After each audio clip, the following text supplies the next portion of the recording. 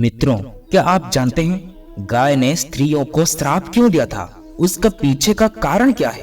क्यों गाय का दिया हुआ श्राप आज भी भुगत रहे हैं ये सारा संसार? मित्रों, आज हम जानेंगे आखिर इसका पीछे का रहस्य क्या है। मित्रों, एक बार देवर्षि नारद द्वारिका में आते हैं। भगवान श्री कृष्ण को प्रणाम करते हुए कहते हैं, प्रभु, मेरे मन में 3 प्रश्न है। पहला प्रश्न है, गाय को क्या खिलाने से पुण्य या पाप मिलता है? दूसरा प्रश्न, गाय को क्यों बासी खाना खाना पड़ता है? और तीसरा प्रश्न, गाय ने स्त्रियों को श्राप क्यों दिया था? भगवान श्री कृष्ण कहते हैं, हे देवर्षि नारद, आपने जन कल्याण के लिए सूचित प्रश्न किया है। गाय को माता के समान पूजनीय माना जाता है, क्योंकि गौ माता के अंदर 33 कोटि देवी देवताओं का वास होता है तथा गायों की उत्पत्ति समुद्र मंथन करते वक्त देवी लक्ष्मी के साथ हुई थी। जिस घर में गाय का पूजा होती है उस घर में देवी लक्ष्मी का वास होता है। हमेशा उस घर में धन, संपत्ति, सुख, समृद्धि बनी रहती है। उसके बाद भगवान श्री कृष्ण कहते हैं, हे देवर्षि नारद, चलो मैं इस प्रश्नों की उत्तर एक कहानी के माध्यम से आपको बताता हूँ, और इस कथा को जो व्यक्ति ध्यान से पूरा सुनेगा उसका सभी पाप नष्ट हो जाएंगे। मैं उसका सारे पाप माफ कर दूंगा, इसलिए इसे अंत तक अवश्य सुने। फिर भगवान श्री कृष्ण कहते हैं, हे नारद जी, एक समय की बात है, एक जंगल में मोहन और रूपवती नामक दोनों पति पत्नी रहा करते थे। वो दोनों अपने पास एक गाय भी रखे थे। मोहन उसकी सेवा नित्य कर रहा था और गाय मोहन को दूध देकर उसके परिवार की पालन पोषण कर रहा था। लेकिन मोहन का जो पत्नी रूपवती थी वो अत्यंत दुष्ट स्वभाव वाली महिला थी। वो हमेशा उस गाय पर अत्याचार करता रहता था, उसको मारती थी और उसे बासी खाना खाने के लिए दे रहा था। और गाय के साथ साथ रूपवती अपनी पति को भी कष्ट दे रही थी, उसके साथ हमेशा दुर्व्यवहार कर रही थी और वो हमेशा गलत काम करता रहता था। जब भी दोनों पति पत्नी में झगड़ा होता रहता था, रूपवती उस गाय के ऊपर सारे गुस्सा उतर रहा था, उसे मारपीट कर रहा था, कभी कभी तो उसे खाने के लिए भी नहीं दे रहा था। कुछ दिन जाने के बाद उस गाय से एक बछड़ा जन्म लेता है।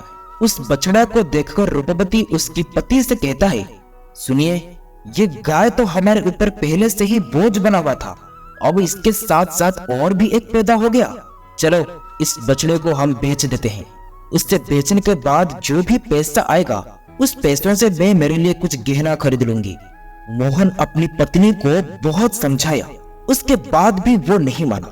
मोहन के साथ वो बहुत झगड़ा की और उस बछड़े को रूपवती ने बेच दिया।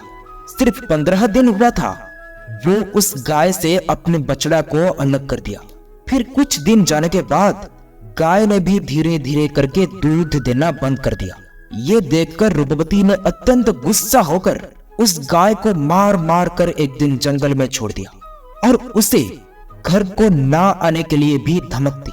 उसके बाद गाय ने बहुत बार घर आने की कोशिश की, लेकिन रूपवती ने उस गाय को मार मार कर घर से बार बार विदा कर रहा था।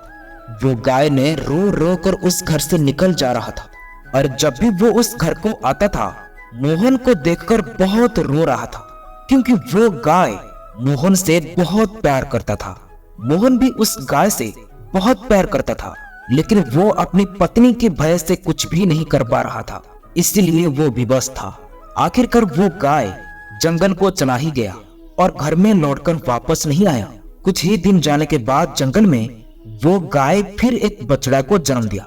लेकिन भगवान का लीला तो देखो, उसी दिन रूपवती जंगल में लकड़ी लाने के लिए गई थी।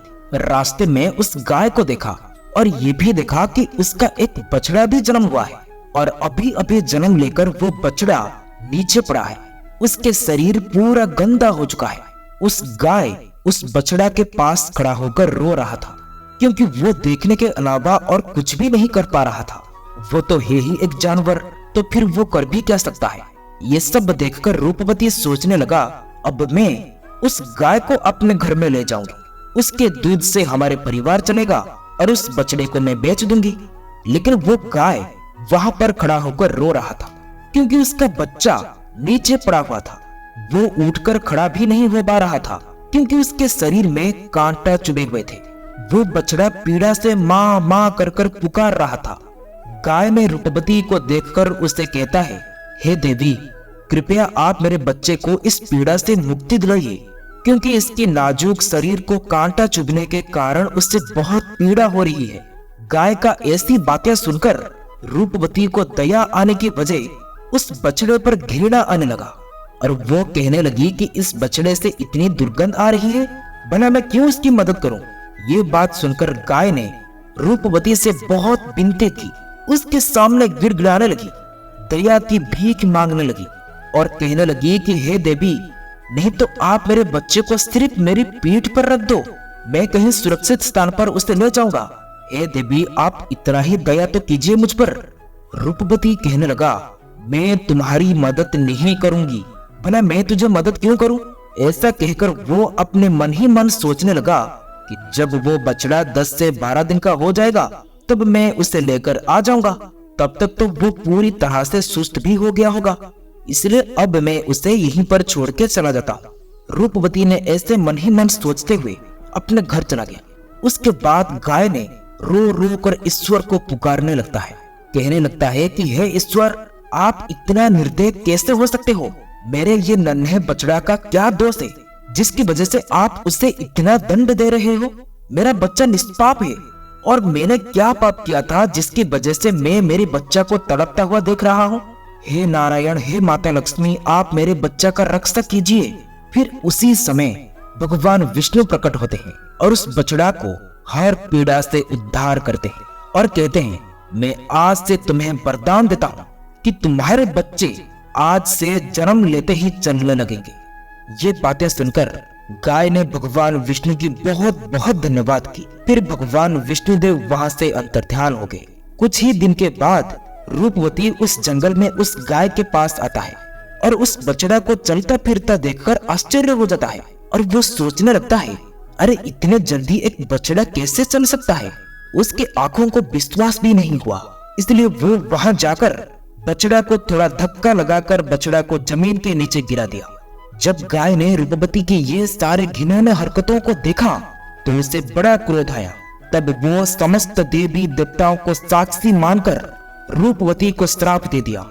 गाय ने कहा कि हे दुष्ट स्त्री, तुमने आज सभी क्रूरता का हद पार कर लिया है, इसलिए मैं आज तुम्हें और सभी मानव जाति को श्राप देता हूँ कि जब भी तुम्हारा बच्चा जन्म लेगा तब उसे तुम्हारे सहारे का बहुत जरूरत होगी और उसे चलने के लिए 1 साल का समय लग जाएगा। मित्रों, भगवान श्री कृष्ण कहते हैं, हे देवर्षि नारद, इस श्राप के कारण मनुष्य के बच्चे को अच्छे से चलने के लिए कम से कम 1 वर्ष का समय लगता है, लेकिन 1 वर्ष तक उसको सहारे की जरूरत होती है। सत्य युग के बच्चे जन्म लेते ही चलने लगते थे, लेकिन इसी गाय के श्राप की वजह से अब मनुष्य के बच्चों को अच्छे से चलने के लिए 1 वर्ष का समय लगता है। फिर भगवान श्री कृष्ण कहते हैं, हे देवर्षि नारद, गाय को झूठा वासी आहार खिलाने से मनुष्य को क्या दंड मिलता है, चलो मैं बताता हूँ। श्री कृष्ण कहते हैं कि कुछ दिन जाने के बाद उस स्त्री का मृत्यु हो जाती है, यानी रूपवती का मृत्यु हो जाती है। इसके बाद यमदूत ने उसे यमराज के पास ले जाते हैं। वहां पर चित्रगुप्त उसका लेखा जोखा निकालते हैं और उसका किया हुआ पाप को बताते हैं।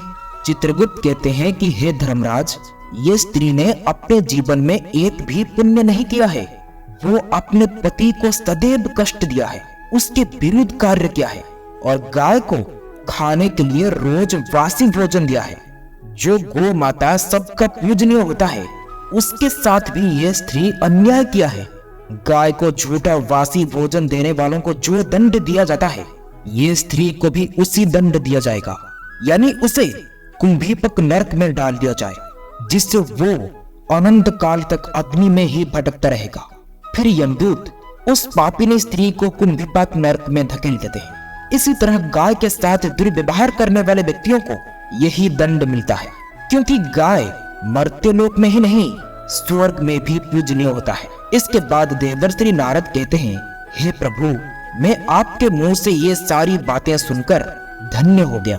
हे नारायण, आपका कोटि कोटि प्रणाम।